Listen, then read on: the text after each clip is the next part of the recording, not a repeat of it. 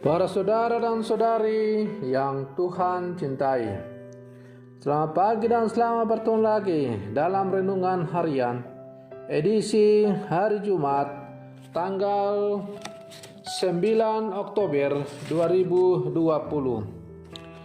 Mengawali hari yang baru ini, kita hendak mendengar dan merenungkan sabda Tuhan. Marilah sebelum kita mendengar dan merenungkan sabda Tuhan, kita berdoa. Dalam nama Bapa dan Putra dan Roh Kudus. Amin. Allah Bapa kami yang maha baik, Engkau akan mencurahkan Roh Kudus kepada siapa saja yang memohonnya. Semoga jangan sampai kami ditolak bila kami datang menghadap, tetapi berkenanlah menerima kami karena sangat memerlukan kasih setiamu. Bersabdalah ya Tuhan, kami siap untuk mendengarkan. Terpujilah Engkau Bapa, Putra dan Roh Kudus, kini dan sepanjang segala masa. Amin. Para saudara dan saudari yang Tuhan cintai, sabda Tuhan yang hendak kita dengar dan kita renungkan untuk mengawali hari yang baru ini diambil dari Injil Lukas pasal 11 ayat 15 sampai 26. Tuhan sertamu. Inilah Injil Tuhan kita Yesus Kristus menurut Santo Lukas. Sekali peristiwa setelah Yesus mengusir setan, ada beberapa orang yang berkata, "Ia mengusir setan dengan kuasa Beelzebul, kepala setan." Ada pula yang mencobai dia dan meminta tanda dari surga. Tetapi Yesus mengetahui pikiran mereka, lalu berkata, "Setiap kerajaan yang terpecah-pecah pasti binasa, dan setiap rumah tangga yang terpecah-pecah pasti runtuh. Jika iblis juga terbagi-bagi dan melawan dirinya sendiri, bagaimana mungkin kerajaannya dapat bertahan? Sebab kalian berkata bahwa aku mengusir setan dengan kuasa Beelzebul. Jadi, jika aku mengusir setan dengan kuasa Beelzebul, dengan kuasa apakah pengikut-pengikutmu mengusir setan? Sebab itu merekalah yang akan menjadi hakimu. Tetapi jika aku mengusir setan dengan kuasa Allah, maka sesungguhnya kerajaan Allah sudah datang kepadamu. Apabila seorang yang kuat dan bersenjata lengkap menjaga rumahnya, amanlah segala miliknya. Tetapi jika seorang yang lebih kuat daripadanya menyerang dan mengalahkannya, maka orang itu akan merampas perlengkapan senjata dan yang diandalkannya dan akan membagi-bagi rampasannya. Barang siapa tidak bersama aku, dia melawan aku.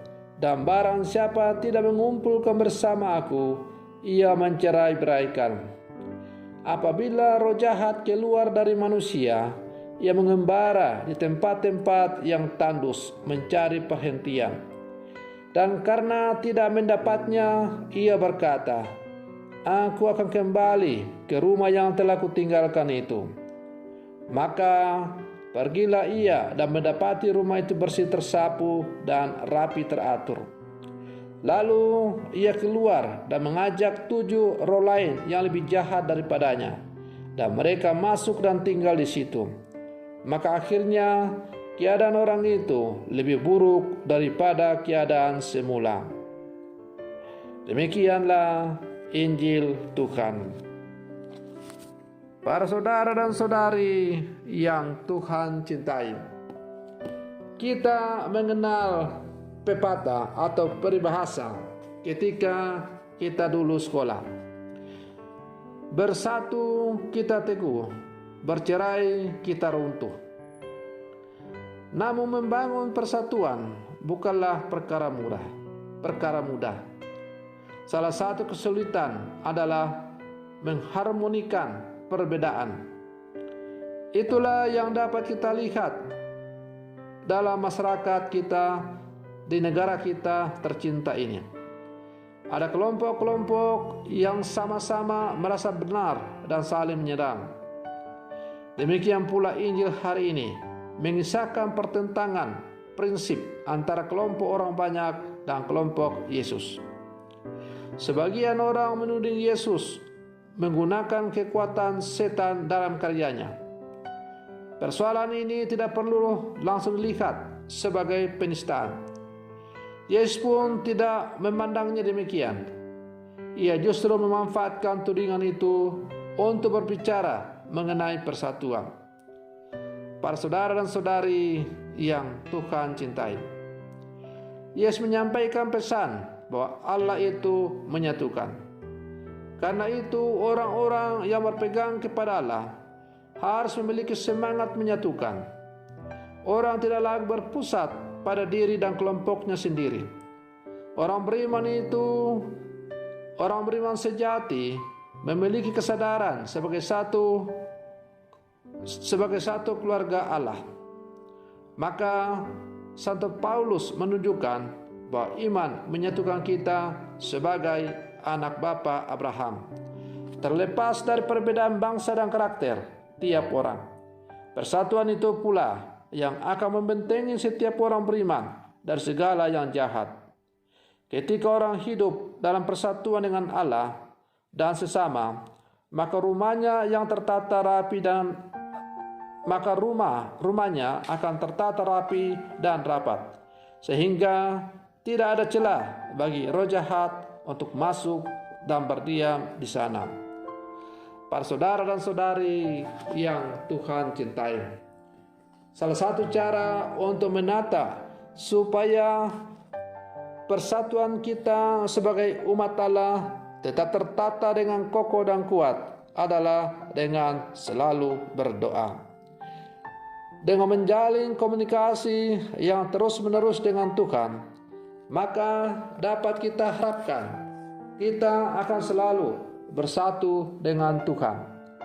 Dengan demikian, kita akan selalu dibimbing dan diterangi oleh-Nya. Berdoa dan berjaga-jagalah, sebab setan selalu berkeliaran dan siap untuk menggoda dan memangsa jiwa siapa saja yang tidak kuat berdiri di hadapan Tuhan. Satu-satunya kekuatan untuk menghadapi setan yang selalu berkeliaran di mana-mana adalah memelihara persekutuan dengan Tuhan di dalam doa.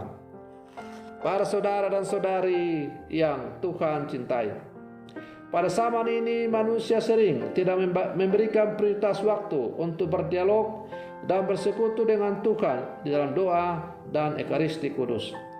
Banyak kesibukan dan tawaran menggiurkan dari dunia yang menyedot perhatian manusia, sehingga waktu untuk merenungkan sabda Tuhan hampir tidak ada. Manusia tidak memberikan prioritas bagi Tuhan dan sabdanya. Akibatnya manusia mengalami penderitaan dan penyesatan yang tidak sedikit. Para saudara dan saudari yang Tuhan cintai, kalau Yesus yang dituduh mengusir setan dengan kuasa Beelzebul, penghulu setan, maka Yesus membantah tuduhan orang-orang ini dengan mengatakan bahwa kalau kerajaan itu terbagi-bagi, bagaimana ia dapat kuat? Maka bagaimana mungkin setan bisa mengusir setan? Kalau kemudian Yesus mengusir setan dan setan-setan itu takluk, itu artinya bahwa kerajaan Allah sudah dekat. Allah melalui putranya meraja dalam seluruh kehidupan kita. Allah berkuasa atas segala kuasa-kuasa kegelapan. Dan karena itu, segala kuasa-kuasa kegelapan itu telah bertekuk lutut di bawah kaki Yesus. Maka setiap orang yang berseru kepada Yesus pasti akan diluputkan dari kuasa-kuasa kegelapan. Barang siapa yang tidak mengumpulkan bersama dengan Yesus, ia mencerai-beraikan. Para saudara dan saudari yang Tuhan cintai, sebagai murid Yesus yang hidup zaman sekarang, kita diajak untuk selalu mengandalkan Tuhan dalam seluruh kehidupan kita. Kita juga diajak untuk selalu tidak sembarang menuduh atau memberikan penilaian negatif kepada sesama kita. Apalagi kalau penilaian negatif itu untuk menghancurkan orang itu, seperti yang dilakukan oleh orang-orang Farisi dalam bacaan Injil hari ini. Mereka berjuang menghancurkan Yesus dengan menuduh dia mengusir setan dengan kuasa Beelzebul. Tetapi akhirnya mereka dibungkam oleh Yesus. Para saudara dan saudari yang Tuhan cintai, hanya Yesuslah yang menjadi andalan kita dalam seluruh perjalanan hidup kita. Maka mari kita selalu bersatu dengan Yesus, karena dengan kebersatuan kita dengan Yesus, maka kita akan kuat untuk menghadapi berbagai tantangan-tantangan dalam kehidupan ini. Semoga demikian. Selamat pagi. Tuhan Yesus memberkati.